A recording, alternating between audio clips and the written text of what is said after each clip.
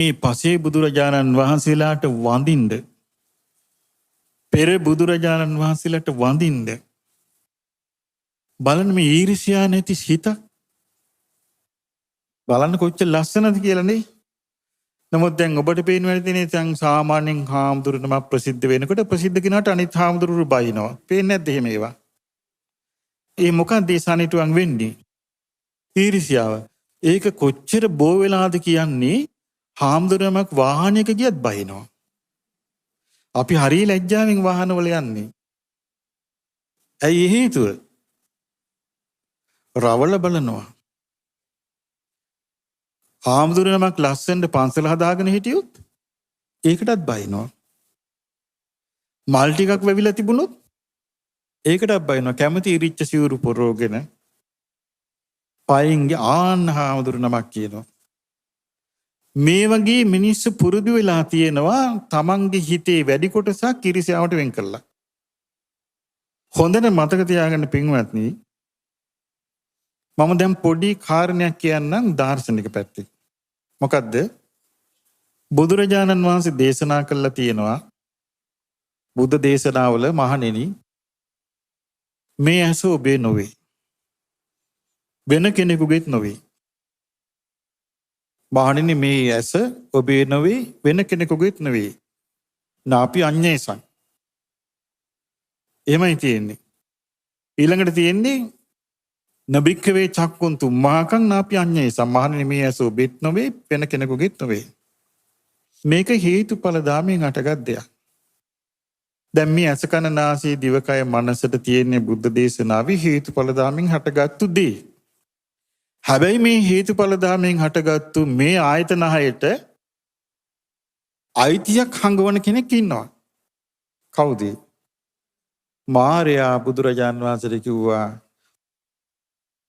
ස්වාමීනි මේ ඇස මගේ, මේ කන නාසය දිවකය මනස මගේ. ඊළඟට මොකද්ද කිව්වේ? යමෙක් මේ ඇස කන නාසය දිවකය මනස මමය කියයිද, මාගේ කියයිද, ඔහුත් මගේ.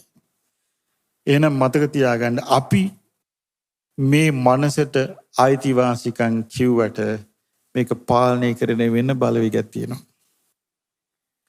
අපි මේ කයට අයිතිවාසිකම් කිව්වට මේක පාලනය කරන වෙන බලවේගයක් තියෙනවා. ඒ බලවේගයේ මේ පාලනයේ ඇතුලේ තියෙන පොඩි වැඩ කැලලක්. ඒක තමයි අල්ලන්නේ. මොකද්ද? රාගෙ, ද්වේෂේ, මෝහේ. රාග, ද්වේෂ, මෝහේ හරහා තමයි මේ ආයතනයේ පාලනයේ ලෝකෙ ගෙනියන්නේ. එවැනි ලෝකයක රාග, ද්වේෂ, මෝහෙන් නිදහස් වෙලා මේ ආයතනයන්ගේ අයිතිය අතහරින ධර්මය ඒ ලෝක පැවැත්මට අයිති නැති එක. එතකොට ඒ කෙරේ කවුරු හරි පහදින්න යනකොට ඒකට එරෙහි වෙන්නේ කවුද? ලෝක පැවැත්ම. අන්න ඕක තමයි දැන් තියෙන්නේ. හොර මඟපල. ලංකාවේ බුදුන් උපන්නා.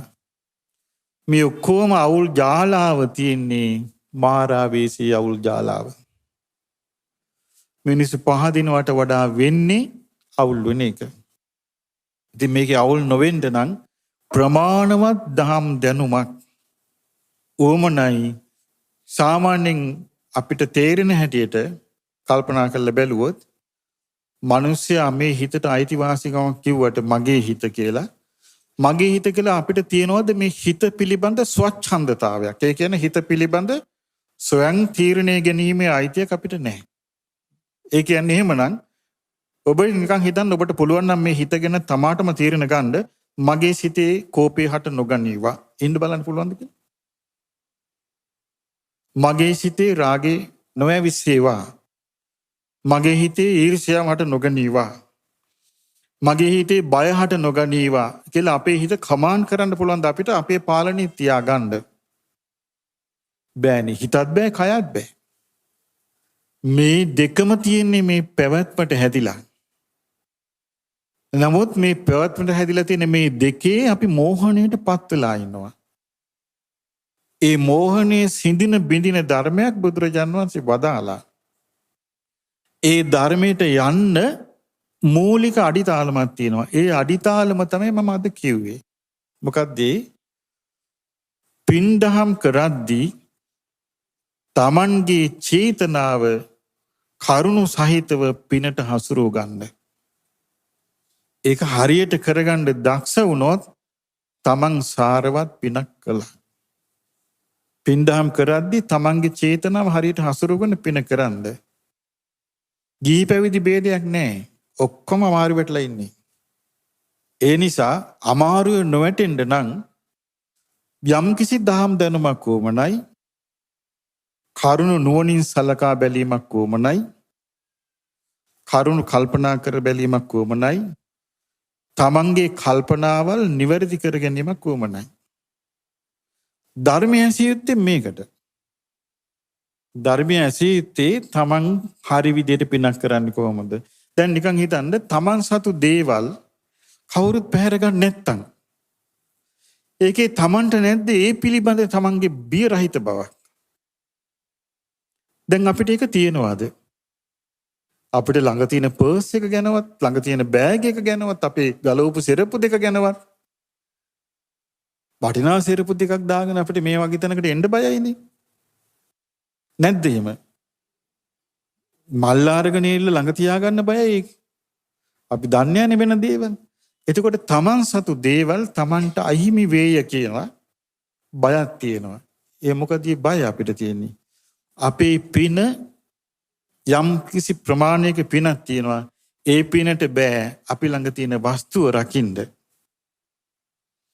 හැබැයි ඊටා ක්‍රමානුකූලව අර අපරාජිත සිතානන් එක කරගත්තා. අපරාජිත සිතානන්ගේ තරමට නැතත් අපට තම තමන්ගේ තරමින් බැරිද තමන්ගේ චේතනාව පිනට යොමු කරලා යම් කිසි රැකවරණයක් ගන්න. ආන් එක මේක ඉගෙන ගන්න තියෙන පාඩම. ඊළඟ එක තමයි ත්‍රිවිධ රත්නය, විශේෂයෙන් බුද්ධ ධම්ම සංඝ කියන ත්‍රිවිධ රත්නයට ගරහන තැනකවත් ඉන්න එපා. අහුම්කම් දෙන්න එපා. Facebook වල තියෙන පෝස්ට් වලට කමෙන්ට්ස් දාන්න යන්න එපා.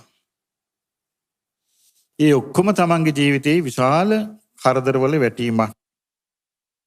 මොකද මේ ධර්මයේ තියෙන්නේ ෆෝන් එක නැමැති උපකරණය නෙමෙයි, ධර්මයේ ඇති වෙන්න ඕනේ තමන්ගේ චේතනාවේ. එතකොට ඒක හොඳට මතක තියාගන්න. ඒක තමයි මේකේ ගන්න තියෙන වටිනාම උපදේශය. ඒ නිසා අපි හිතමු අද මේ අපි ධර්මයේ ශ්‍රවණය කළා. අපි මේ ශ්‍රවණය කරපු ධර්මයේ කියවුනේ ඓතිහාසික සිදුවීමක්. ඒ කියන්නේ විපස්සී බුදුරජාණන් වහන්සේගේ කාලයටත් ඉස්සර පසේ බුදුරජාණන් වහන්සේ නමක් මුණ ගැහි උග්ගස් දෙකක් පූජා කරපු පින ගෙනාපු දුරත් කාශ්‍යප බුද්ධ කාලේ රන්සෑයකට මේ පූජාව පවත්වන වෙලාවේ තමන්ගේ කෝපසිතින් ඒ කාශ්‍යප බුදුරජාණන් වහන්සේගේ සෑයට ගරහපු එක පස්සෙන් ආපු එකත් ඒක සමාවිල්ල ගත්තු විදියත් තේරුම් ගන්න. ඒ නිසා ඒ රහතන් වහන්සේ තමයි මම ඒක දැක්කමයි සමාව මෙන්න මෙහෙම සමාව ගන්න කියලා තියෙන්නේ.